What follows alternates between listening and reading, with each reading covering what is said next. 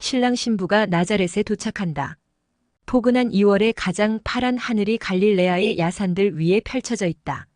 어린 아이적 동정녀의 그 주기에서는 한 번도 본 일이 없는데 이제부터는 그 모습이 마치 내가 그곳에서 난 것만큼이나 익숙해진 가파르지 않은 야산들이다.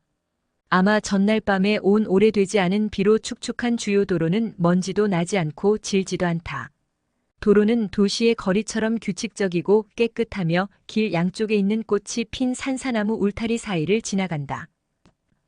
해는 빛으로 인하여 한층 더 밝아진 아주 고요한 파란 하늘에서 조용히 지고 있으며 멀리는 헤르몬산과 멀러 떨어져 있는 산들의 눈을 반짝이게 한다. 마차 한 대가 길을 가고 있다. 그것은 요셉과 마리아와 사촌들을 태운 마차이다. 여행이 끝나간다. 마리아는 그가 보면서도 기억하지 못하는 것을 알고 싶어하고 알아보고 싶어하기까지 하는 사람과 같은 불안한 시선으로 바라보며 어떤 불명확한 기억이 되살아나서 이러저러한 물건, 어떤 특별한 지점에 멎게 되면 미소를 짓는다. 엘리사벳과 함께 즈가리아와 요셉도 이러저러한 산꼭대기, 이러저러한 집을 명확히 밝혀 말하면서 마리아가 기억하는 것을 도와준다. 이제부터는 집들이 나타난다. 나자렛이 벌써 그 구름 위에 펼쳐진 채 나타나기 때문이다. 왼쪽에 넘어가는 햇빛을 받아 도시는 분홍빛 도는 평면 지붕이 얹힌 넓고 낮은 작은 흰 집들을 보여준다. 햇빛을 정면으로 바로 받는 어떤 집들은 불이 나서 환하게 비치는 것 같이 보일 만큼 해로 인하여 붉게 되어 있다. 해는 배수구와 거의 난간이 없는 낮은 우물들을 반짝이게 하는데 그 우물들에서는 집에서 쓸 물동이들과 채소밭에 줄 물뿌리개들이 올라온다. 어린이들과 여자들은 길가에 서서 마차 안을 흘낏 들여다보고 잘 아는 요셉에게 인사한다. 그러나 그 다음에는 다른 세 사람 앞에 겁을 집어먹고 어쩔 줄을 모르는 채로 있다. 그러나 진짜 읍내로 들어가자 이제는 어쩔 줄 모르는 것도 없고 두려움도 없어졌다. 각 연령층의 아주 많은 사람이 읍내 초입, 꽃과 잎이 우거진 나뭇가지로 된 시골풍의 홍해문 밑에 있다가 옆에서 벗어난 마지막 시골집 모퉁이 뒤에서 마차가 나타나자마자 일제히 날카로운 고함을 지른다. 사람들은 나뭇가지와 꽃다발들을 흔든다. 그것은 신부에게 인사를 하는 나자렛의 여인들과 처녀들과 어린이들이다. 더 조심성 있는 남자들은 움직이고 요란스러운 사람 울타리 뒤에 있으면서 점잖게 인사한다. 해가 거북하지 않기 때문께 이제는 태어난 고장에 도착하기에 앞서 마차의 포장이 젖혀졌다. 이렇게 해서 마리아는 태어난 고장을 잘 볼 수 있게 되었다. 마리아는 꽃처럼 아름답게 나타난다. 천사와 같이 희고 금발인 마리아는 꽃을 던지고 키스를 보내는 어린이들과 이름을 부르는 자기 나이 또래의 처녀들과 아름다운 목소리로 그에게 축복하는 새색시들과 어머니들과 늙은 부인들에게 미소를 보낸다. 마리아는 남자들 앞에서는 절을 하고 특히 그 중에 한 사람에게 절을 한다. 그 사람은 유태교 교사이거나 읍내의 유력 인사인 것 같다. 마차는 큰 거리를 속보로 나아가는데 군중의 대부분이 뒤따라온다. 그들에게 이렇게 사람들이 오는 것이 하나의 사건인 것이다. 마리아, 저기 당신 집이 있소 하고 요셉이 채찍으로 어떤 작은 집을 가리키면서 말한다. 그 집은 야산이 굽이치는 바로 밑에 있고 집 뒤에는 아주 작은 올리브나무로 끝나는 아름답고 넓은 정원이 있다. 좀 더 멀리로는 을에 있는 산사나무와 선인장으로 된 울타리가 소유지의 경계를 표시한다. 전에 요아킴의 소유였던 밭들은 더 멀리 있다. 내게 남은 것은 별것이 없다 하고 즈가리아가 말한다. 내 아버지의 병환이 오래 끓어서 비용이 많이 들었다. 로마가 끼친 손해를 손질하는 비용도 역시 비싸게 먹혔다. 알겠니? 도로 때문에 주요한 부속 건물 셋이 없어졌고 집도 줄어들었다. 비용도 많이 들이지 않고 집을 넓히느라고 동굴을 이루는 언덕 일부를 이용했다. 요아킴은 동굴에 식량을 저장했었고 안나는 배틀들을 갖다 두었었다. 너는 너 좋을 대로 하려무나. 아, 별것이 아닌 것은 상관없어요. 그것이면 언제나 넉넉해요. 저는 일을 할 거예요. 안 돼요. 말이야. 이것은 요셉의 말이다. 일은 내가 할 거요. 당신은 집안에서 옷가지나 챙기고 바느질이나 해요. 나는 젊고 힘이 세고 또 당신 남편이요. 당신이 일하는 것으로 내 자존심을 해치지 마시오. 당신이 하라는 대로 하겠어요. 옳고, 이 문제는 내 뜻대로요. 나머지 모든 일에는 당신의 소원이 절대적이요. 그러나 이 문제에서만은 아니요. 그들은 도착하였다. 마차가 멎었다. 각기 40살과 50살쯤 된 두 여자와 두 남자가 많은 어린이들과 젊은이들과 같이 문 가까이에 있다. 하느님께서 그대에게 평화를 주시기를 마리아 하고 제일 나이 많은 남자가 말하고 한 여자가 마리아에게 다가와서 껴안고 입맞춤을 한다. 내 형 알페오와 형수 마리아 그리고 이분들의 아들들이요. 이분들은 당신에게 축하하고 만일 당신이 원하면 이분들의 집이 당신 집이라고 말하려고 온 거요. 하고 요셉이 말한다. 그래요, 마리아. 혼자 살기가 괴로우면 와요. 시골은 봄에는 아름다워요. 그리고 우리 집은 꽃이 만발한 밭들 가운데 있어요. 거기서는 마리아가 가장 아름다운 꽃이 될 거예요. 하고 알페오의 마리아가 말한다. 고맙습니다, 마리아. 기꺼이 가고 말고요. 가끔 가겠어요. 그리고 결혼식 때에는 틀림없이 갈 거고요. 그렇지만 나는 내 집을 보고 알아보기를 몹시 바래요. 내가 집을 떠날 때에는 아주 작았었고 그래서 집 모습을 잊어버렸어요.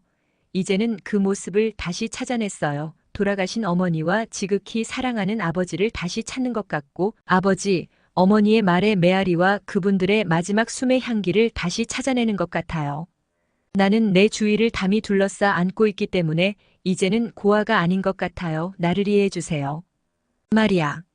마리아의 목소리는 그의 감동을 나타내고 눈물이 속눈썹에 구슬처럼 맺힌다. 알페오의 마리아가 대답한다. 사랑하는 마리아 좋을 대로 해요. 나는 마리아가 나를 언니와 친구로 느끼고 또 내가 훨씬 나이가 많으니까 어머니처럼 좀 느끼기를 원해요. 다른 여자도 앞으로 나온다. 마리아야 잘 있었니? 나는 내 어머니의 친구 사라다. 나는 내가 나는 것을 보았다. 그리고 여기 알페오의 손주이고 내 어머니의 친한 친구인 알페오가 있다. 내가 좋다면 내 어머니에게 한 것처럼 내게도 하겠다. 알겠니? 내 집이 내 집과 제일 가깝고 내 밭이 지금은 우리 것이 되었다. 그렇지만 내가 오고 싶으면 언제라도 와도 된다.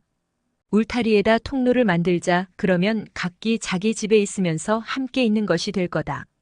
이가 내 남편이다.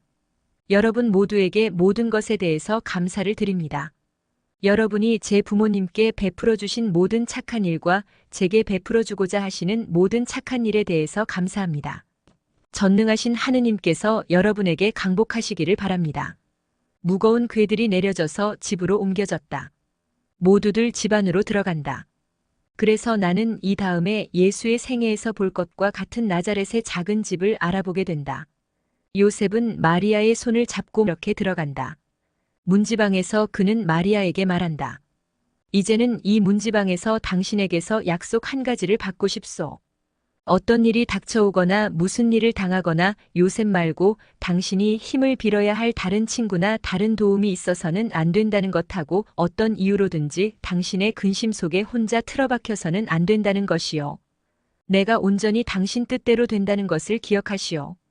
그리고 당신의 길을 행복하게 하는 것이 내 기쁨일 것이고 또 행복은 언제나 우리 마음대로 되는 것이 아니기 때문에 적어도 그 길을 당신에게 평화롭고 안전하게 만들어주는 것이 내 기쁨일 거요. 요셉 약속해요. 문과 창문들을 연다.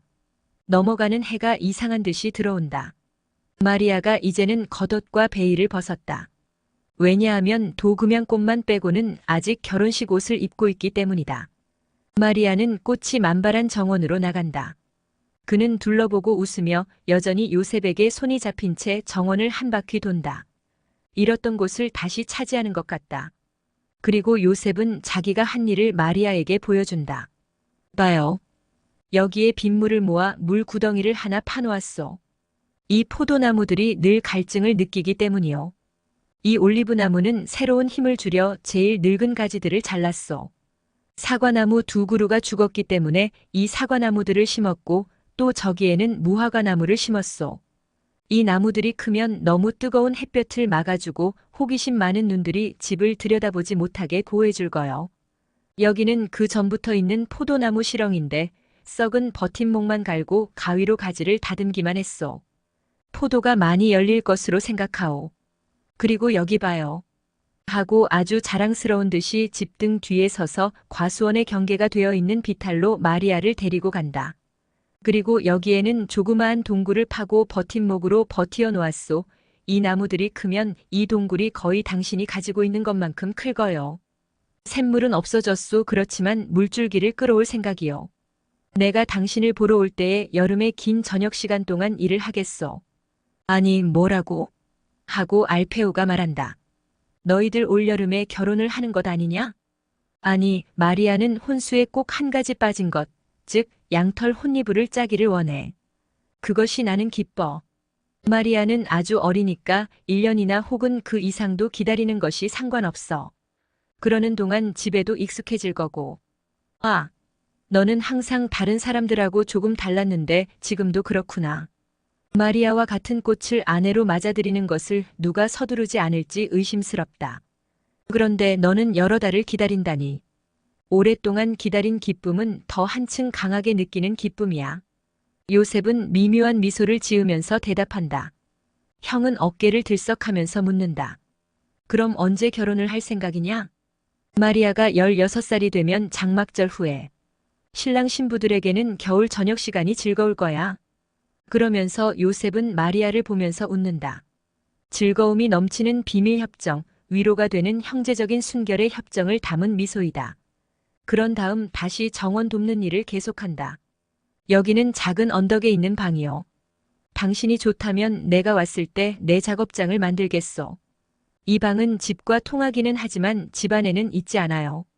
그래도 소음도 없고 어지러운 것도 없을 거요. 그렇지만 당신이 달리 원하면. 아니에요, 요셉. 그렇게 하면 아주 좋겠어요. 사람들은 집 안으로 들어가서 등불을 밝힌다. 마리아가 피곤하니 사촌들과 조용히 있게 놔둡시다. 하고 요셉이 말한다. 모두가 인사를 하고 떠난다. 요셉은 아직 몇 분 동안 남아서 즈가리아에게 작은 목소리로 말한다. 당신 사촌이 엘리사벳을 얼마 동안 당신하고 같이 있게 한다는데 기쁘오? 나는 기쁘오. 엘리사벳이 당신이 주부가 되는 것을 도와줄 터이니까 말이오. 엘리사벳과 함께 당신 취미대로 모든 것을 정리하고 세간들을 정돈할 수 있을 거요. 그리고 나는 매일 저녁에 와서 당신을 돕겠소. 엘리사벳과 같이 양털과 필요한 모든 것을 마련할 수 있을 거요. 지출은 내가 처리하겠소. 무슨 일에나 내게 호소하겠다고 약속한 것을 기억해요. 잘 있어요, 마리아. 당신 집인 이 집에서 주인마님으로서의 첫날 밤 잠을 자오. 그리고 하느님의 천사가 당신의 잠을 평화롭게 해주기를 바라오. 주께서 항상 당신과 같이 계시기를. 요셉 잘 가세요. 그리고 당신도 하느님의 천사의 날개 밑에 있기를 바래요. 요셉 고마워요. 모든 것이 제가 할 수 있는 한제 사랑이 당신의 사랑과 일치할 것입니다. 요셉은 사촌들에게 인사하고 나간다. 이와 동시에 환상이 끝난다. 예수께서 말씀하신다. 주기는 지나갔다. 그리고 그다지도 상냥하고 기분 좋은 내 예수는 요사이의 소란 밖으로 충격 없이 너를 데리고 갔다.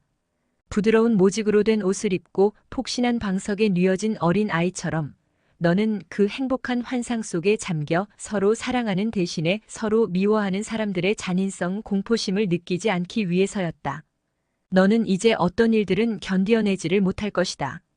그런데 나는 내 대변자를 아끼기 때문에 내가 그런 일로 인해서 죽는 것을 원치 않는다. 세상에서는 희생자들이 고통을 당한 모든 실망의 원인이 사라질 참이다. 마리아야, 너도 내 개인적인 감정을 왜곡하는 너무나 많은 이유로 인해서 무섭게 고통을 당하는 시간이 끝날 참이다.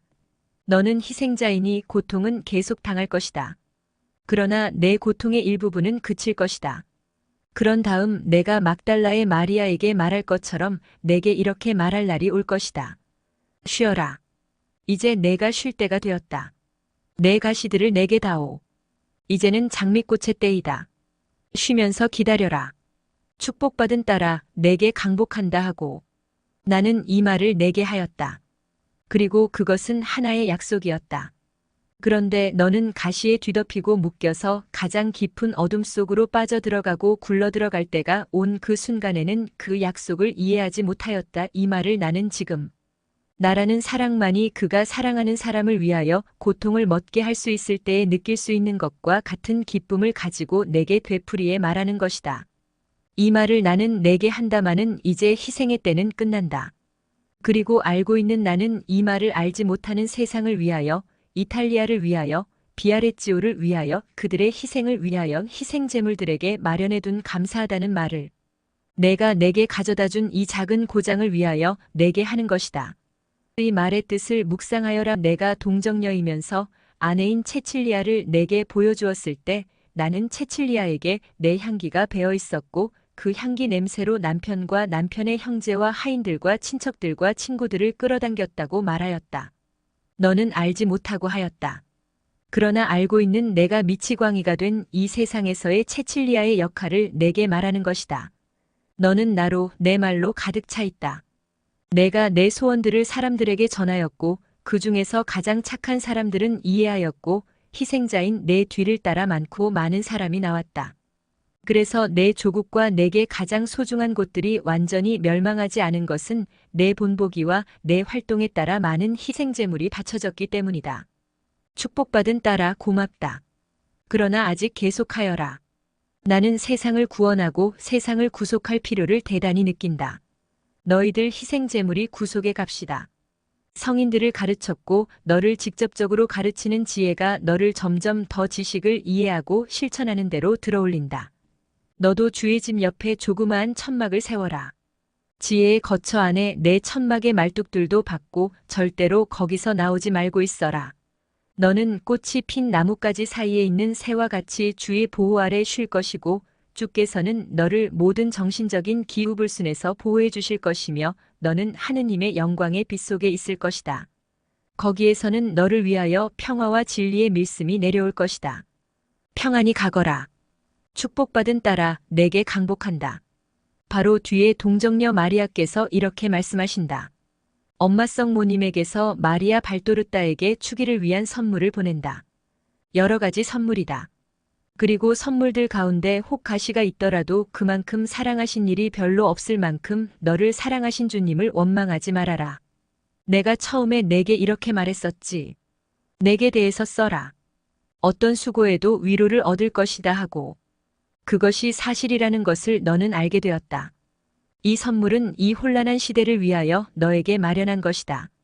우리는 정신만을 돌보지 않고 정신이 그 사명을 다할 수 있게 하기 위하여 정신을 지배하지 않고 오히려 정신에 유익한 하녀 노릇을 하는 물질에 대해서도 마음을 쓸 줄 안다.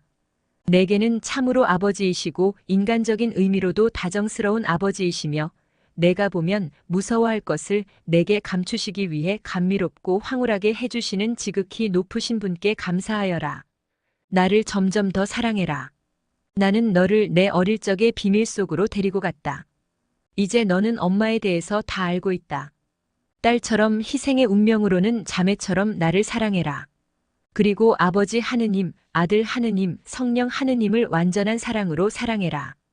아버지와 아들과 성령의 강복이 내 손을 거치며 내게 대한 어머니로서의 내 사랑의 향기를 머금고 내게로 내려가 머물기를 바란다. 초자연적으로 행복하여라. 너는 나로 내 말로 가득 차 있다. 내가 내 소원들을 사람들에게 전하였고 그 중에서 가장 착한 사람들은 이해하였고 희생자인 내 뒤를 따라 많고 많은 사람이 나왔다. 그래서 내 조국과 내게 가장 소중한 곳들이 완전히 멸망하지 않은 것은 내 본보기와 내 활동에 따라 많은 희생제물이 바쳐졌기 때문이다. 나는 세상을 구원하고 세상을 구속할 필요를 대단히 느낀다. 너희들 희생제물이 구속의 값이다. 성인들을 가르쳤고 너를 직접적으로 가르치는 지혜가 너를 점점 더 지식을 이해하고 실천하는 대로 들어올린다. 너도 주의 집 옆에 조그마한 천막을 세워라. 절대로 거기서 나오지 말고 있어라. 너는 꽃이 핀 나뭇가지 사이에 있는 새와 같이 주의 보호 아래 쉴 것이고 주께서는 너를 모든 정신적인 기후불순에서 보호해 주실 것이며 너는 하느님의 영광의 빛 속에 있을 것이다.